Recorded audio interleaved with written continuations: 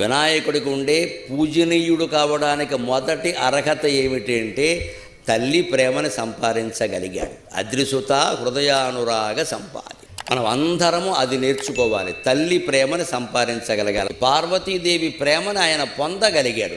మనం ముందు పొందవలసింది తల్లిదండ్రుల ప్రేమని. ప్రతి యువకుడు, ప్రతి యువతి ఇవాళ ఆలోచించవలసింది ఏమిటంటే, మా అమ్మ చెప్పిన మాట నేను వింటున్నానా, మా నాన్న చెప్పిన మాట నేను వింటున్నానా. ఎందుకంటే 3 లోకాలు కలిపి వెతికినా, పెద్ద టెలిస్కోపులు పెట్టుకుని వెతికినా మన క్షేమం కోరేవాళ్ళు తల్లి తండ్రి తప్ప మరొకరి ఈ ప్రపంచంలో ఉండరు.